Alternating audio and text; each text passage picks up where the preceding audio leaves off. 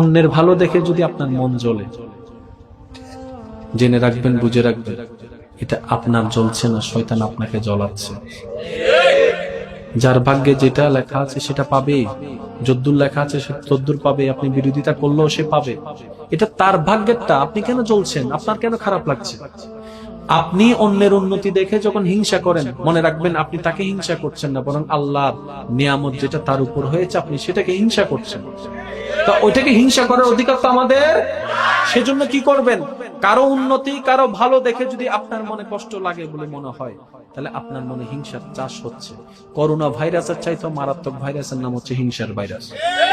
আর এই হিংসা ভাইরাস, লোভ ভাইরাস, অহংকার ভাইরাস, আমিত্ব ভাইরাস গুলা তিলে তিলে আমাদের সমাজ পরিবারকে নষ্ট করে দিচ্ছে।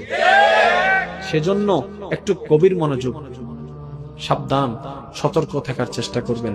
এই হিংসা ভাইরাস থেকে বাঁচার যদি চেষ্টা করতে চান, একটা কাজ করবেন, কারো উন্নতি দেখলে, ভালো দেখলে যখন আপনার মনে সইবে না ভালোটা, তখন আপনি শুধু এতটুকু বলবেন, এটা শয়তানে খারাপ লাগাচ্ছে, শয়তানে খারাপ লাগাচ্ছে, শয়তানে খারাপ লাগাচ্ছে। এখন শয়তানকে তো বের করতে হবে, শয়তানকে তো বোম মেরে বের করা যাবে না। একটা কাজ করো, তাহলে কি করব? বলে যে আল্লাহর প্রশংসা করি, আলহামদুলিল্লাহ, আলহামদুলিল্লাহ, আল্লাহ তাকে আরো বাড়াই দেন, আল্লাহ তাকে আরো বড় করুক, আল্লাহ তাকে আরো দান করুক। আপনি যখন আল্লাহর প্রশংসা করতে থাকবেন, শয়তানে যখন এগুলো শুনতে থাকবে, অটোমেটিক সেখান থেকে চলে যাবে, আপনার অন্তর হিংসা মুক্ত হয়ে পবিত্র হয়ে যাবে। আল্লাহ আমাদের সবাইকে কবুল করুক, আমিন।